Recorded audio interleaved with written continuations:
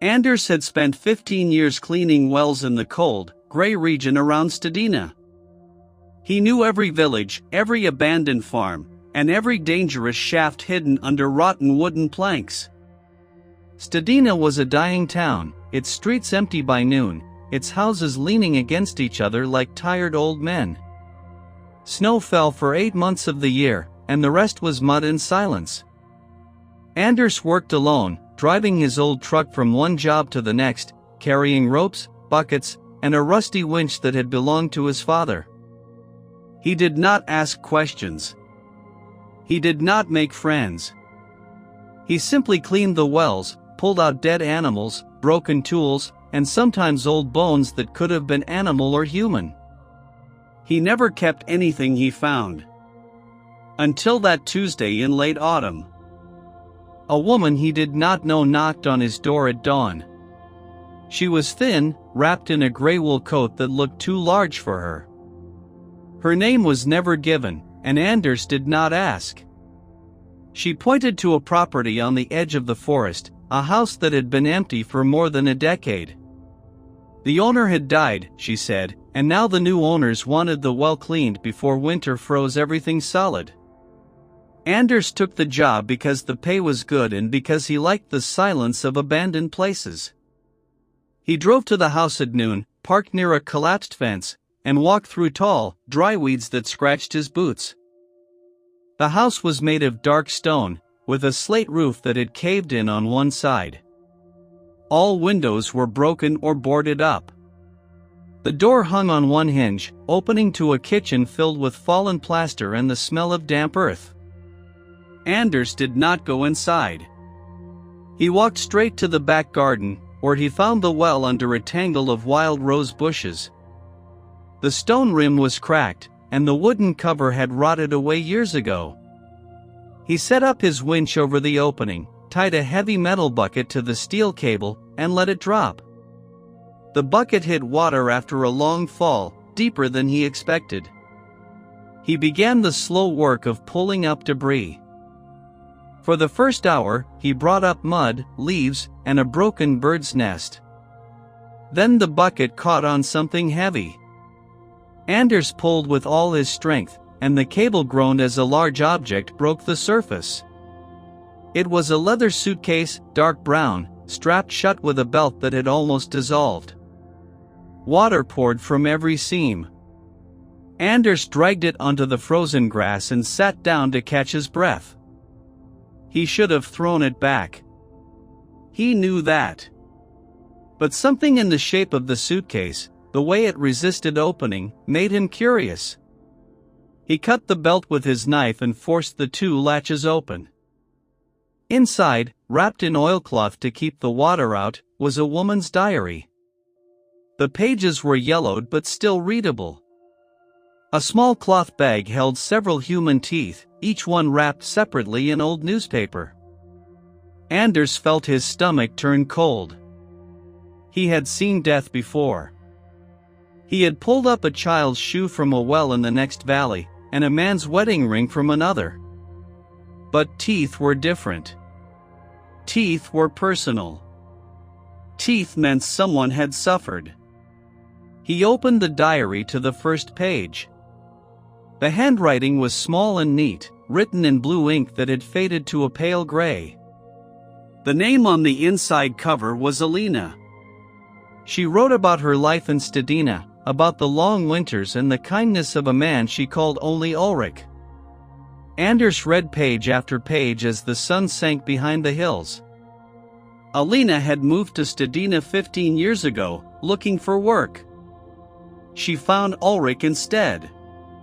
He offered her a room in his house, the same stone house that now stood abandoned. At first he was gentle, she wrote. He brought her tea and fixed her broken window. But soon his kindness became a cage. He locked her in a small room without windows, a cellar under the kitchen. He called himself the guardian, and he told her she would never leave. Anders stopped reading when the light failed. He knew the name Ulrich. Everyone in Studená knew Ulrich. He was the old man who still lived in a cabin on the far side of the forest, the one who never came to town and who growled at children who wandered too close. People said he had been a soldier, or a prisoner, or both.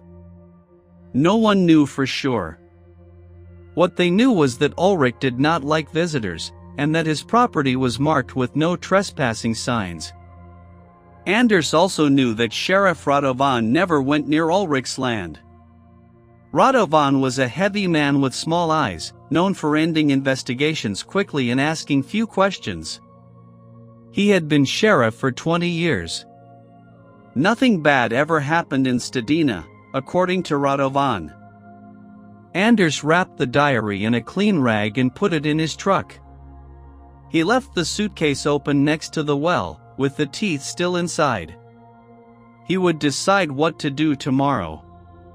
But as he drove home, he noticed a pair of headlights behind him on the empty road. They stayed at the same distance, neither closing nor falling back. Anders turned onto a side road. The headlights followed. He stopped at his trailer, parked by the frozen river, and killed his engine. The other vehicle drove past without stopping. Anders told himself it was nothing. But he did not sleep that night. He sat at his small kitchen table, reading Alina's diary by the light of a kerosene lamp. The last entry was dated 15 years ago. It said, "He has started digging in the garden again. I hear the shovel at night. If someone finds this, please tell my mother I am sorry." And then, in different ink, as if added later, "the well. He throws everything into the well." Anders closed the diary. He knew now that the suitcase had not fallen into the well by accident. It had been thrown. And if Alina had written those words, she had never escaped. But who had thrown the suitcase? Ulrich, the guardian, or someone else? Anders remembered the headlights. Someone knew he had been to the abandoned house. Someone was watching. He had no phone, no radio, no way to call for help from outside Studená. The next town was 60 kilometers away, through a mountain pass that would close with the first heavy snow. He could leave. He could drive tonight and never come back. But Alina's diary was in his hands, and the teeth were still in the suitcase. Anders had never been a brave man. But he had also never been able to ignore a well that needed cleaning. He made his decision. He would go to Sheriff Radovan in the morning, and he would show him everything. The sheriff's office was a single room in the old municipal building, heated by a wood stove that smoked constantly. Anders arrived at 8 in the morning, carrying the diary wrapped in a cloth. Sheriff Radovan was already at his desk, drinking coffee from a chipped mug and reading a hunting magazine. He looked up when Anders entered, and his small eyes showed no surprise. He asked what brought the well cleaner to his office. Anders placed the diary on the desk and told him about the suitcase, the teeth, and Alina's writing. He spoke calmly, without accusation, just the facts. Radovan listened without interrupting. When Anders finished, the sheriff picked up the diary and flipped through a few pages. Then he laughed. He said it was a prank, a sick joke left by teenagers. The teeth could be from an old animal. The diary was probably written by some bored woman looking for attention. He told Anders to forget what he had seen and go back to cleaning wells. Anders stood very still. He had expected many things, but not this easy dismissal. He asked why the suitcase had been at the bottom of a well on property once owned by Ulrich. Radovan's smile disappeared. He said that property had belonged to Ulrich's brother, who died 10 years ago. Ulrich had never lived there. The house had been empty for a long time. Anyone could have thrown anything into that well. Then the sheriff stood up, walked around the desk, and put a heavy hand on Anders's shoulder. He advised Anders to leave Studená for a few weeks, to take a job in another valley. The snow was coming, he said, and people should not be digging around in old wells when the ground froze. Anders took the diary back and walked out. He did not believe Radovan. The sheriff had not asked a single question about the teeth or the timeline. He had not offered to open an investigation. He had simply told the witness to leave town. Anders drove to the library, a small room in the basement of the church, run by an old woman who rarely spoke. He asked for old newspapers. She pointed to a stack of boxes in the corner. Anders spent the afternoon searching for any mention of a missing woman named Alina. He found nothing. It was as if she had never existed. But the diary was real. The teeth were real. And the handwriting was too detailed, too painful, to be a prank. That evening, Anders drove past Ulrich's cabin. It sat at the end of a long dirt road, surrounded by bare birch trees. Smoke came from the chimney. A single light burned in a downstairs window. Anders did not stop. He drove slowly, memorizing the turnoffs and the broken fences. Then he returned to his trailer and read the diary again, this time looking for names and places. Alina had written about a second woman, a girl she called Lena, who had been brought to the house before her. Lena had tried to run and had fallen down the cellar stairs. Alina wrote that she heard no more sounds from Lena after that night. She wrote that Ulrich had a friend in town, a man with a badge who came to visit sometimes. That friend brought food and new locks. Alina never named him, but Anders did not need a name. He already knew. Radovan had been sheriff for 20 years. 20 years of missing women, of abandoned wells, of families who never got answers. Anders knew he could not fight Ulrich alone. He was a well cleaner, not a soldier. But he also knew that if he ran, the diary would end up in Radovan's fireplace, and the well would be filled with rubble, and no one would ever look for Alina again. He needed proof that could not be ignored. He needed something that would force Radovan to act, or that would bring outsiders into Studená. The teeth were evidence, but without a body, they meant little. The diary was evidence, but Radovan had already dismissed it as a fake. Anders needed to find where Alina was buried. The diary said Ulrich dug in the garden at night. The garden of the abandoned house, or the garden of his cabin? Anders decided to check both. The next night, he went back to the abandoned house under a moonless sky. The wind was bitter cold, and the ground had begun to freeze. He walked carefully around the back garden, looking for any sign of recent digging. He found nothing. The earth was hard and undisturbed. Then he went to Ulrich's cabin, parking his truck a kilometer away and walking through the forest. The cabin was dark except for a faint glow from a basement window. Anders crouched behind a pile of firewood and watched. After an hour, a figure came out of the cabin. It was Ulrich, tall and thin, wearing a long coat and carrying a shovel. He walked to the far side of his garden, near an old apple tree, and began to dig. Anders watched in silence. Ulrich dug for 20 minutes, then stopped, pulled something from the ground, and carried it inside. Anders could not see what it was. But he knew now that Alina had told the truth. Ulrich dug at night. Anders waited until the cabin was dark again, then crept toward the fresh hole. He used his hands to feel the dirt. His fingers touched fabric, old and rotting. He pulled gently and unearthed a piece of a woman's coat, dark blue, with a button still attached. He stuffed it into his pocket and retreated to the forest. He had something now. Not a body, but a physical link to the ground where Ulrich dug. Combined with the diary and the teeth, it might be enough to convince someone outside Studená. The nearest town with a real police force was 60 kilometers away. Anders would drive there tomorrow, before Radovan could stop him. But when he reached his truck, the driver's side window was broken. The keys were gone. And sitting on the seat, where the diary had been hidden, was a single human tooth wrapped in newspaper. Anders looked around. The forest was silent.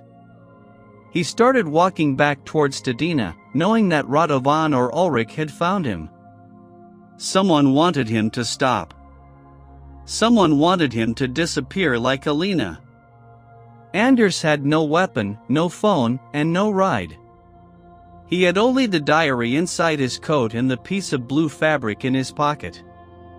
He walked through the night, his breath fogging in the cold, and he did not look back. Dawn found Anders on the outskirts of Studená, exhausted and half frozen. He had walked for 6 hours through back roads, avoiding the main street where Radovan might see him. He went to the church and knocked on the basement door where the library was. The old woman opened it, her face expressionless. Anders asked for a place to hide. She nodded and led him to a small storage room filled with old hymnals. She gave him a blanket and a cup of hot tea. She did not ask questions. Anders slept for 2 hours, then woke with a plan. He could not drive to the next town. His truck was disabled, and any vehicle in Studená would be noticed. But there was a freight train that passed through the valley twice a week, carrying timber from the northern forests. It stopped at a small loading platform 3 kilometers south of town. The next train was due that afternoon. If Anders could reach it, he could ride in an empty car to the city and find real authorities. He left the church at noon, keeping to the edge of the frozen fields. The sky was gray and heavy with snow. He carried the diary and the fabric and the teeth in a canvas bag. He did not look back at the town. He walked fast, his legs burning from the night before. The loading platform appeared ahead, a simple wooden structure with rusted rails.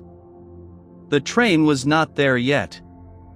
Anders sat on an old crate and waited. The wind picked up, and the first flakes of snow began to fall. He waited for 30 minutes, then an hour. Then he heard an engine, not a train but a truck.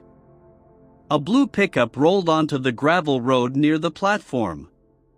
Sheriff Radovan stepped out, followed by Ulrich. Radovan did not speak. He pointed at Anders, and Ulrich walked forward with a coil of rope. Anders stood up and backed away, his boots slipping on the icy planks. He shouted that people knew where he was. That was a lie. No one knew. He shouted that he had left letters with the librarian. That was also a lie. Ulrich kept coming, his face calm and empty. Anders realized there would be no arrest, no trial, no heroic rescue. He was a well cleaner who had found a secret that powerful men wanted buried. He had 2 choices, run or fight. He chose to run. He jumped off the platform and ran across the tracks, toward a line of birch trees. Ulrich followed, faster than a man his age should be. Anders's lungs burned. The snow was falling harder now, covering the ground and hiding the roots and rocks. He fell twice, scraping his hands, but he got up and kept running. He reached the trees and plunged into the forest. He knew these woods. He had hunted here as a boy, before his father died. He knew the streams, the ridges, and the old logging trails. Ulrich might know them too, but Anders had one advantage: he was smaller and faster in tight spaces. He ran until he could no longer hear footsteps behind him. Then he ran more. He found a hollow under a fallen tree and crawled inside. He pulled branches over the opening and lay still. His heart pounded so hard he thought it would shake the ground. He waited. Hours passed. The snow covered his tracks and muffled every sound. He heard Ulrich calling once, far away, then nothing. Night fell, and the temperature dropped below freezing. Anders knew he could not stay in the forest forever. He would freeze or starve. He had to reach the train tracks again. The train would come eventually, maybe today, maybe tomorrow. He waited until full darkness, then crept out of his hiding place. He followed a creek bed south, staying low. After an hour, he saw the lights of the loading platform. No truck. No figures. He approached carefully, listening for any sound. The platform was empty. But on the tracks, a faint vibration told him something was coming. He pressed his ear to the cold steel and felt the distant rumble of a train.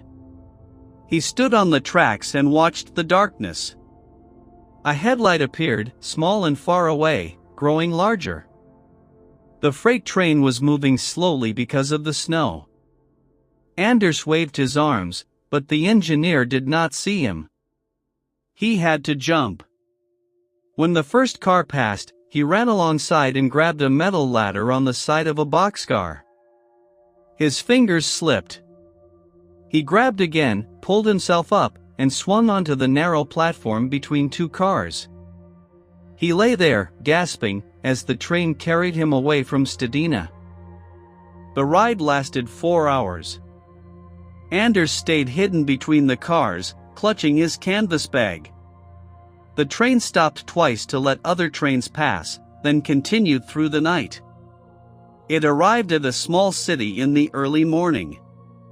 Anders climbed down and walked to the police station. He was dirty, bleeding, and so tired he could barely stand. He placed the diary, the teeth, and the piece of blue fabric on the counter of the front desk. He told the officer on duty that he needed to report a murder. The investigation took 3 months. A team of detectives from the regional police went to Studená with search warrants. They dug up Ulrich's garden and found the remains of 3 women, including Alina. The teeth in the suitcase matched one of the bodies. The diary was authenticated as Alina's handwriting. Sheriff Radovan was arrested for helping to cover up the crimes. He had accepted money from Ulrich for 20 years, and had destroyed evidence and threatened witnesses. Ulrich was arrested in his cabin, sitting by the fire, a shovel still leaning against the door. He did not resist. At his trial, he said nothing. He was sentenced to life in prison. Radovan received 20 years for obstruction of justice and accessory to murder. Anders returned to cleaning wells, but not in Studená. He moved to a small town on the coast, where the winters were milder and the wells were few. He never read another diary. He never opened an abandoned suitcase. But every time he lowered his bucket into a dark hole, he thought of Alina and the others, and he hoped that they had found peace. The story of Studená became a warning in that region. People began to check their wells more often. They began to ask questions when their neighbors disappeared. And the old stone house on the edge of the forest was torn down, its stones scattered, its well filled with concrete. No one built there again. Anders lived a quiet life for many years. He never married. He never spoke of what he had found. But late at night, when the wind blew from the north, he would open a small wooden box on his shelf, and inside, wrapped in cloth, was one of the pages from Alina's diary. He had kept it as a reminder. He did not need to read the words anymore. He had memorized them a long time ago. She had written that she hoped someone would find her, and he had. That was enough. The snow fell outside his window, and Anders closed the box, and he went to sleep without nightmares. He had done what he could. He had pulled the truth out of the dark water, and he had not let it sink again.